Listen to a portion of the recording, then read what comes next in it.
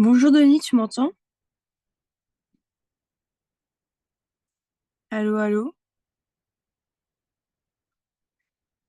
Est-ce que tu m'entends? Oui, bonjour. Ah, tu m'entends, ça va? Oui, et vous? Oui, ça va, très bien, merci. Du coup, je suppose qu'on refait comme la semaine dernière, donc tout ce qui est énonciation, c'est ça? Oui. Ok, ok, et ben faisons ça. Je vais juste mettre les exos du coup sur ma tablette. Normalement, ça le fera. 2 secondes, hein, je me dépêche. Est-ce que tu avais eu des nouvelles choses en cours par rapport au cours d'énonciation? Non, juste là, le discours indirect et direct. Ouais, bon, ça t'avais bien compris, tu m'avais dit. Oui. Ok. Alors, désolé. Est-ce que tu vois mon écran? Non, peut-être je l'ai pas fait partager encore. 2 secondes, je me dépêche. Tu vois mon écran ou pas? Non. Alors, merde, ça marche pas. Tac, tac, je me dépêche, désolé.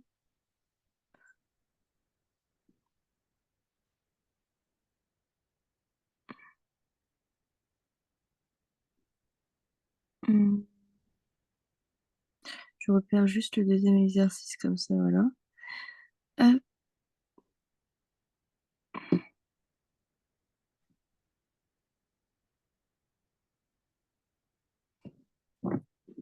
tac, et tac, voilà, comme ça. J'ai tout.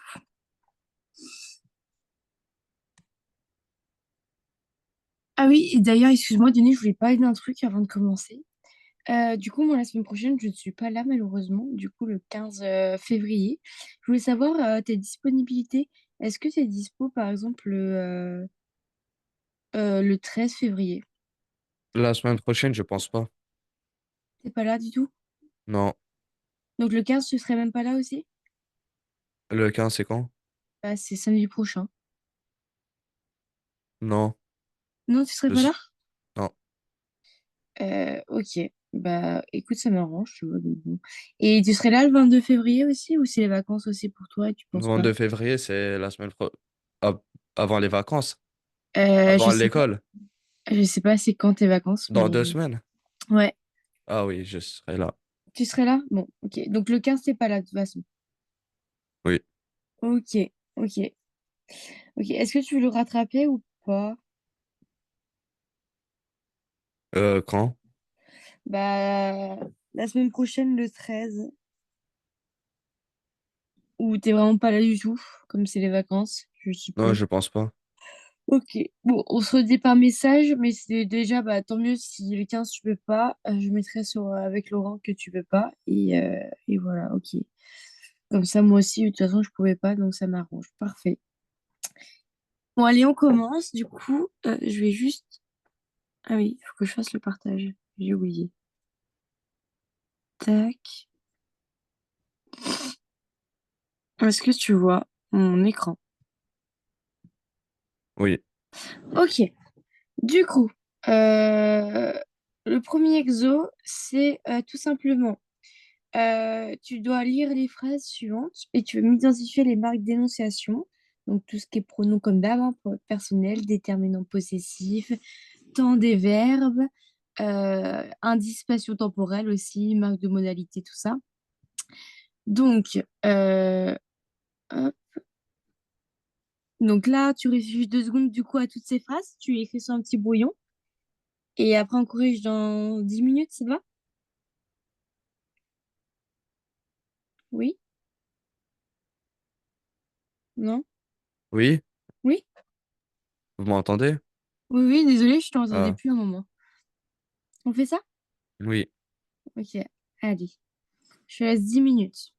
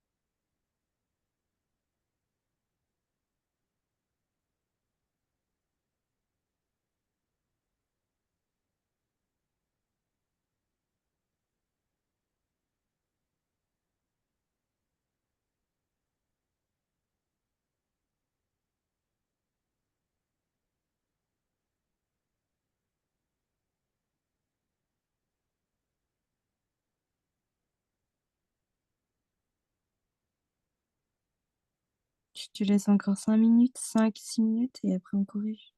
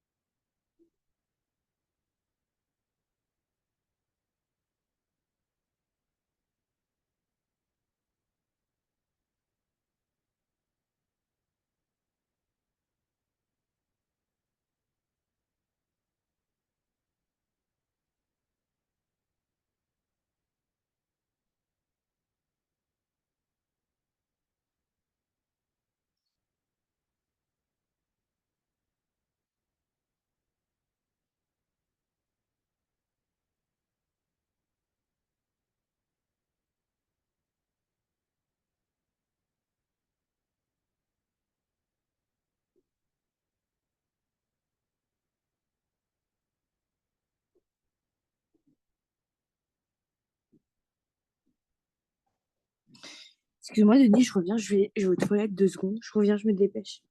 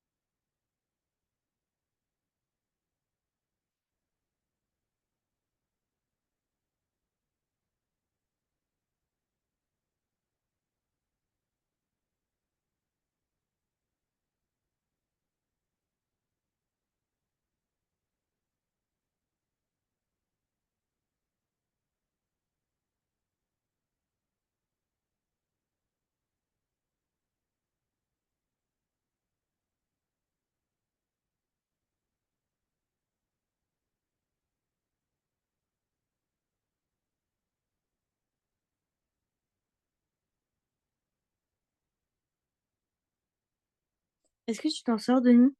Oui, j'ai fini. Ouais, t'as fini? Bah, fallait me le dire, t'inquiète. Ah, Du coup, c'était le premier. J'aimerais tellement partir en voyage cet été. Alors, attends. Hop.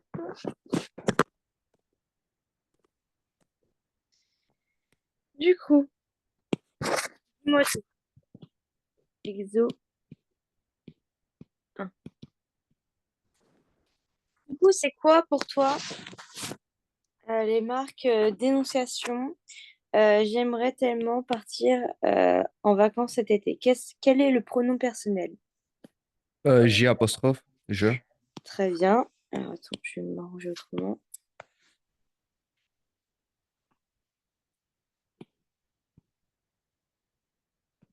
Donc, pronom personnel, très bien. C'est je. Hop, pronom personnel, je mets PP. Ok, le temps verbal. C'est le conditionnel. Oui, très bien. Conditionnel. Les modalisations ou la modalisation. Tellement. Ouais, très bien. C'est ça.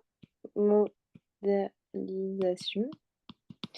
Et l'indice temporel. Cet été. Parfait.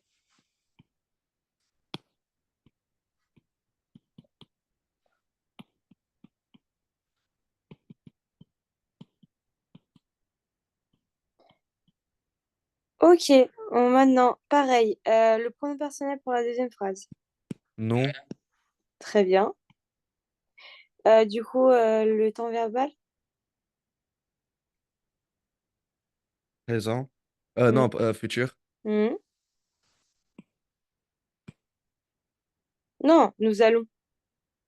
Oui, pardon, excuse-moi, j'ai rien dit. Présent. Ouais, présent plutôt. Très bien. L'indice temporel. Demain. Très bien. Je me suis plantée dans mon truc. Comme ça, tac. Indice temporel demain. Et le déterminant possessif? Ma et son. Très bien. Très, très bien. Tac. Ma et son. Très bien. Le ma, il va primer en premier, hein. N'oublie pas. La troisième phrase. Du coup, c'est quoi? Dis-moi tout, le pronom personnel. Ou les pronoms. Je. Il y a je, oui. Il y a quoi d'autre? Le.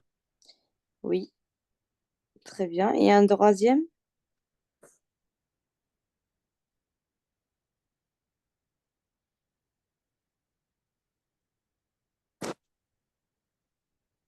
Il y a quoi d'autre?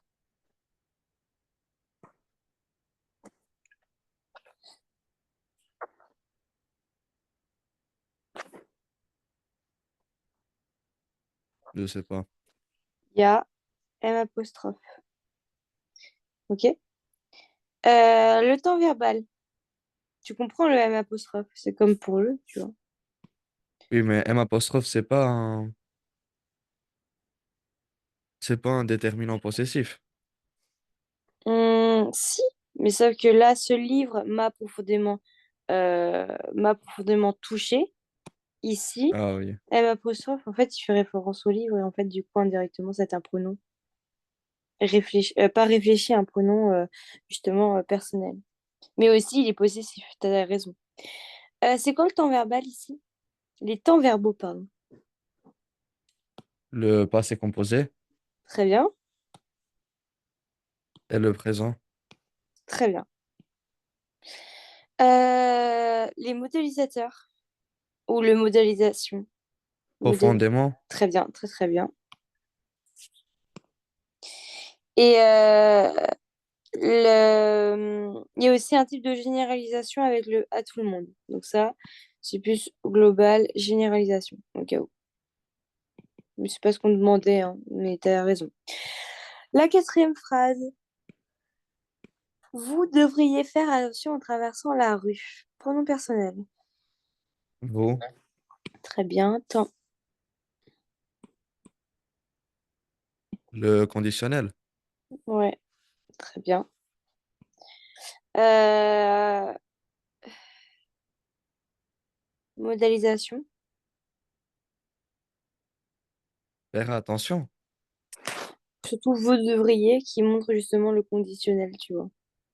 Ici. Vous devriez. Parce qu'en même temps, ok, c'est un verbe et tout, mais aussi c'est une sorte de conseil. Tu comprends ou pas? Donc en Oui, fait, un là, peu. on met en évidence que la modélisation n'est pas tout le temps un verbe.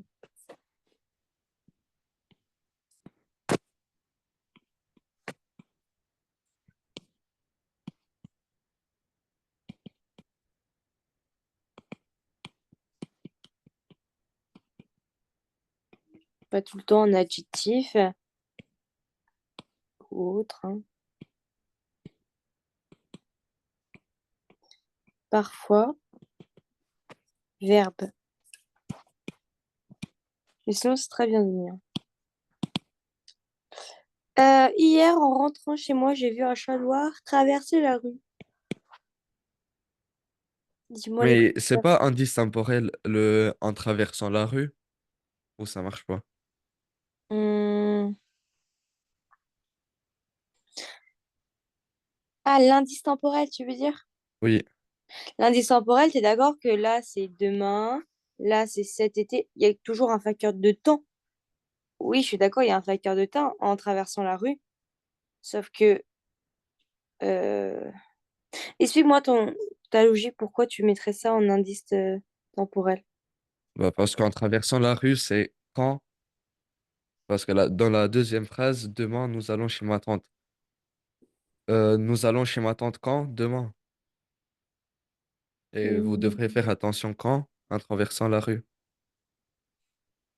Je vois ce que je veux dire, parce qu'en fait, tu essayes de dire que même s'il n'y a pas d'indice temporel clair comme hier, demain ou maintenant, il y a cependant du coup le gérondif avec le en traversant, qui du coup va suggérer une autre action et du coup va indiquer un rapport temporel implicite. Donc par exemple, quand il traverse la rue, il a vu un chat, ou voilà, même pour ça, tu vois, et ben en fait, tu vas dire que de traverser justement la rue, ça va se dérouler en même temps que celle de voir le chat. Donc en fait, je suis d'accord avec toi, mais pour moi, il faudrait rajouter un indice temporel comme le ce matin en traversant la rue ou hier, tu vois. C'est pas faux ce que tu dis, mais il manque quand même hier ou vraiment un indice temporel explicite, pas implicite comme celui-là. Ok? Oui, Tu comprends, mais sinon, c'est une bonne question. Du coup, t'as compris ou pas, Denis? oui, Tu me dis hein, vraiment. oui. Du coup, hier, en traversant la rue, en rentrant de chez moi, pardon, j'ai vu un chat noir traverser la rue. Le pronom personnel. J'ai apostrophe, Ouais, le temps, passé composé. très bien. L'indice temporel, Hier, ouais, là, tu vois, vraiment, on le met en évidence. Et déterminant possessif, moi. ouais, carrément, chez moi.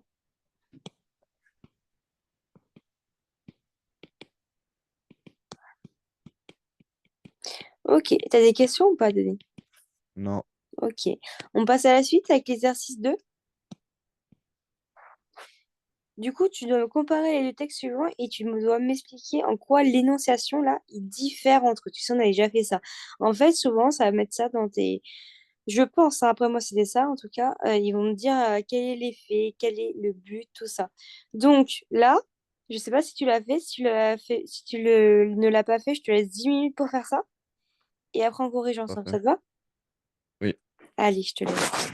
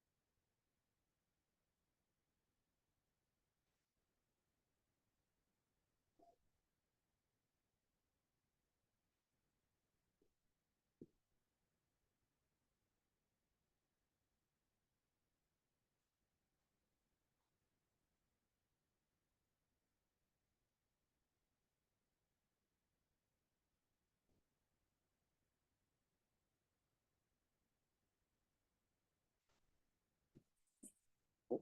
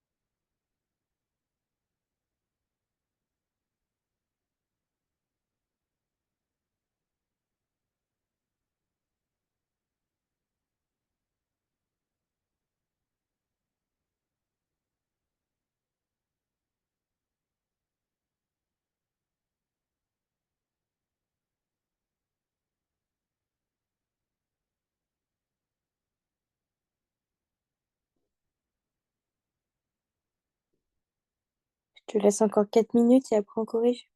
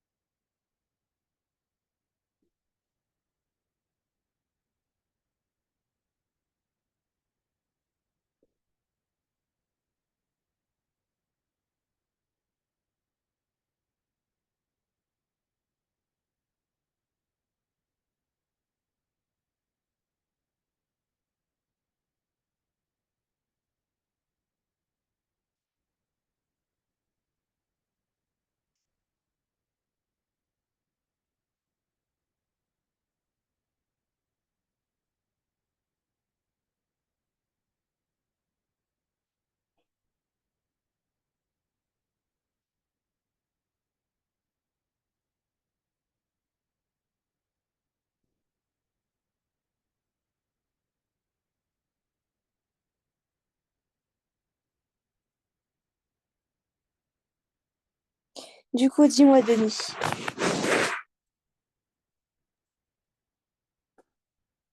Tu m'entends, Denis? Oui, c'est bon. Euh, Ok, dans dis-moi. le premier texte est un discours direct parce que le locuteur parle à la première personne. Ouais, très bien. Donc, très très bien. Dis-moi, du coup, dans quel texte l'énonciation est-elle marquée, surtout? Dans le texte A, Ouais. Car quoi?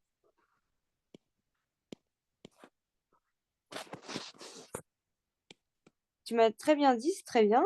Maintenant, je vais avoir une petite justification.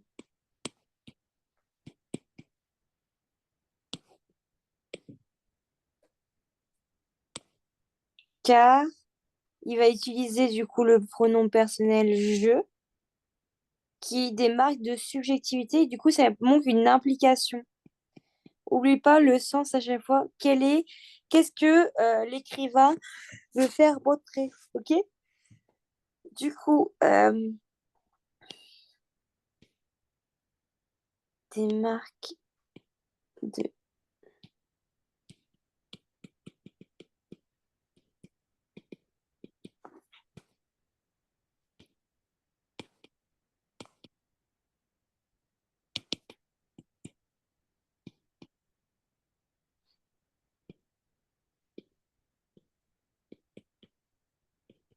Très bien. Du coup, après, quel élément rend le texte A plus subjectif? pour cela, j'ai pas compris la question. Du coup, quel élément rend le texte plus subjectif? Tu Oui. comprends pas là. Non, Bon. mais j'ai pas trouvé. Ah, ok.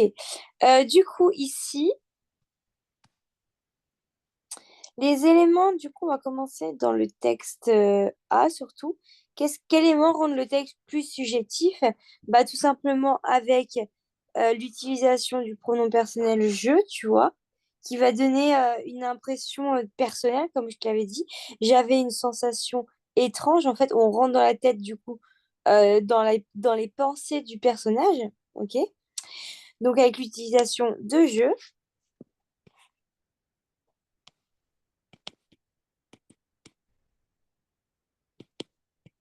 du pronom personnel je. Et là, du coup, euh, impression personnelle, mais aussi euh, on sait ce que...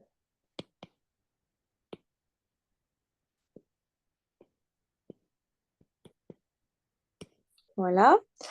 Et du coup, il y a aussi modulation avec drôle de sentiment. Regarde, là. Il y a une modulation du ressenti, tu vois. Donc, en plus de ça,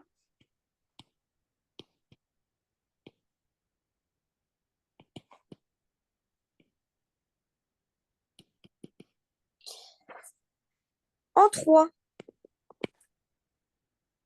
qu'est-ce que tu peux me dire? Comment, du coup, l'absence d'énonciation dans le texte B modifie-t-elle l'effet produit sur le lecteur? Donc là, on veut savoir les différents effets.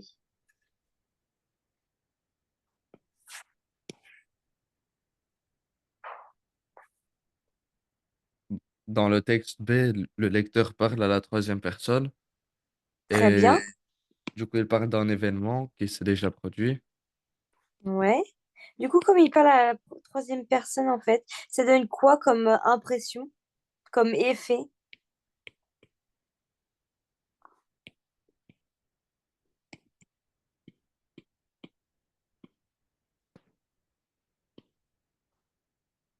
Il parle de quelqu'un d'autre Ouais. Mais du et coup, qu'il ça rend connaît. quoi sur le texte global?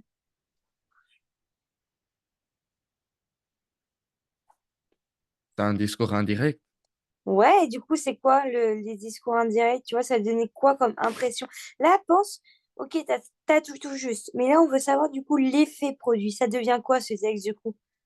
Il est beaucoup plus quoi, ce texte?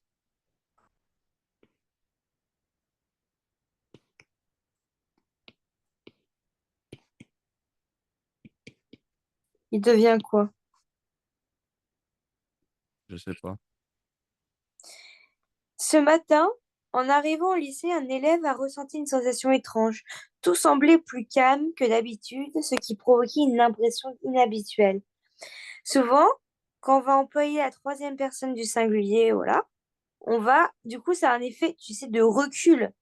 Ça devient du coup un texte objectif et du coup beaucoup plus neutre aussi. Comparé au texte A qui, lui, on rentre dans les pensées, dans les sentiments du locuteur, ok? On sait ce qu'il pense. Alors que là, c'est un texte qui Ah, décrit, tu vois? Donc en fait, l'implication du coup, en plus de ça, parce que tu sais, souvent on disait ça dans dans les textes, l'implication émotionnelle,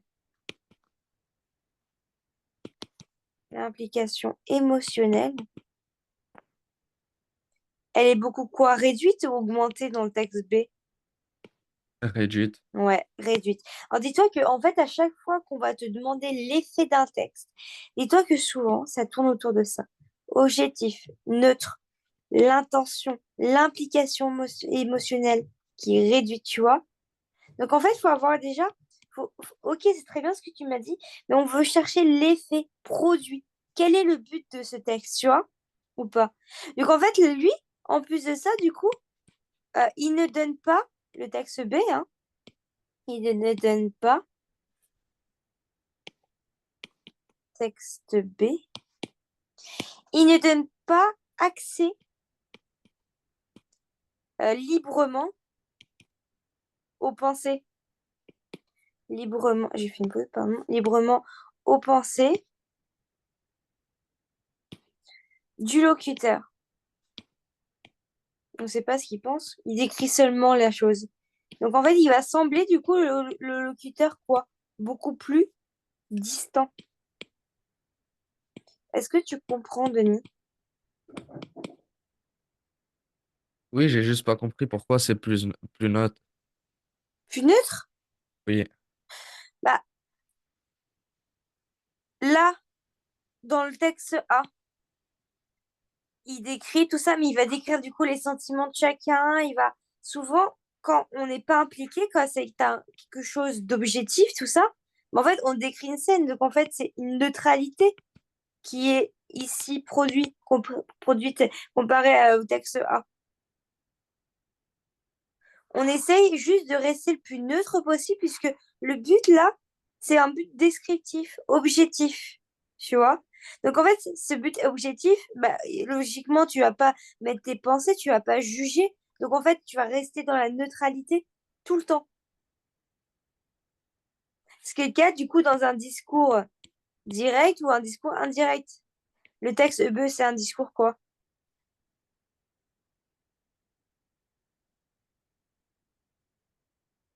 Est-ce que tu... indirect. Ouais, indirect. Souvent dans les discours indirects, on va essayer aussi d'avoir une neutralité, tu vois. Est-ce que tu comprends, Denis? Oui, Donc en fait, fais gaffe, on retravaillera ça, mais du coup, en fait, dans les textes, souvent, ok, ils vont pas te dire si tu comprends ce qu'on a fait, quel est le pronom personnel, tout ça. Oui, ils vont te le dire, mais ils vont te demander surtout à chaque fois l'effet produit. C'est en fait si tu comprends ce qu'essaye de faire montrer le locuteur via justement le fait que comme il n'y a pas de pronom ou il y a des pronoms euh, la première personne, tu vois, au lieu de la troisième, bah justement déjà c'est un signe. Le fait aussi que il y a des implicateurs des marqueurs de temps, le fait, tu vois, il y a plein de trucs qui viennent tout simplement. Et le fait justement d'avoir un discours indirect ou direct montre aussi des fois la neutralité et l'objectivité du texte. Ok? Du coup, euh, on va faire un dernier exo, si ça te va.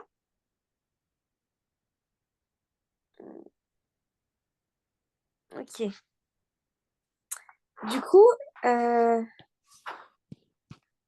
exo 3. Là, le but ici, c'est le passage du discours subjectif au discours objectif, donc direct ou indirect. Vite fait, hein. t'en fais trois et tu me dis si t'as compris, ok? Normalement, ça devrait le faire. J'adore cette ville.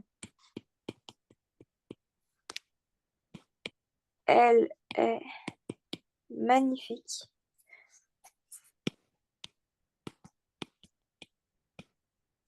et pleine de charme.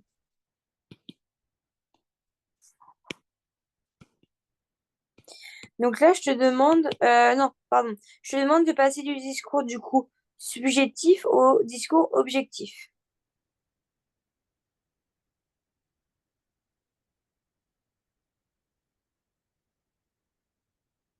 Donc là, j'adore cette ville. C'est d'accord que le fait que j'adore cette ville, c'est pas du tout objectif, ça. C'est tes pensées à toi. T'es d'accord? Oui? Oui, vous m'entendez pas? Non, je t'entendais pas. Ah, Je t'entends une fois sur deux, c'est pour ça que si je te repose la question, c'est que je t'ai pas entendu. Du coup, on passe du discours subjectif au discours objectif. Donc, dis-moi, j'adore cette ville, elle est magnifique et pleine de charme. Au discours objectif.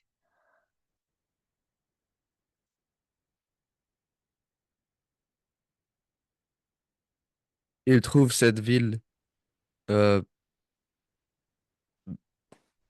magnifique. Ouais, mais ça, magnifique, il trouve, mais ça, c'est ses pensées. Donc, en fait, discours objectif, ça ferait cette ville possède de nombreux attraits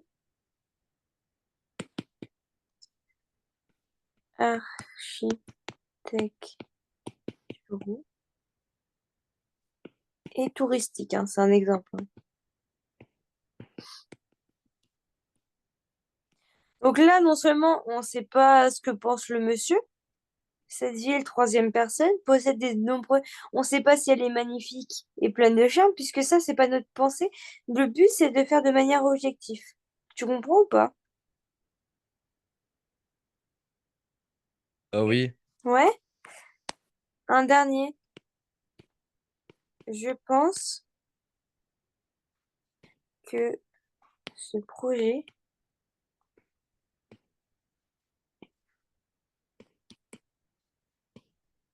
est une excellente idée.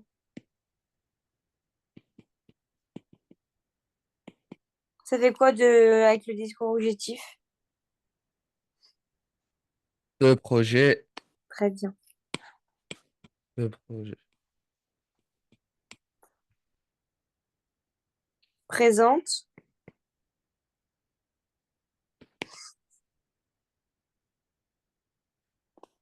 Tu vois, tu fais global, tout simplement. Des avantages. pour les élèves. Voilà. On reste dans le vague. OK? Est-ce que tu comprends? Donc ça, faudra bien le voir, tu vois, subjectif, objectif et vice-versa. Parce qu'en fait, ça va du coup marquer ton discours indirect ou direct, tout simplement, direct, indirect. Et du coup, bah, ça va montrer aussi l'implication, l'objectivité, du coup, la neutralité, tu vois. Ça, c'est pour montrer les effets. Ça renforce encore plus le sentiment, là, qu'on voit que là, il y a la première personne du singulier, pronom personnel. Là, c'est beaucoup plus global, beaucoup plus objectif, tu vois. On dit pas nos pensées, tout simplement. Est-ce que tu comprends? Oui, Est-ce que tu as des questions? non, Non? Du coup, la semaine prochaine, tu n'es pas là, c'est ça? oui, D'accord, hein. Du coup, on se revoit pas avant le 22 février. oui. Ok, ça marche. Bah écoute, je te souhaite bonnes vacances en tout cas, Denis. Bravo, et tu me dis par message sur WhatsApp si tu as des questions, n'hésite pas.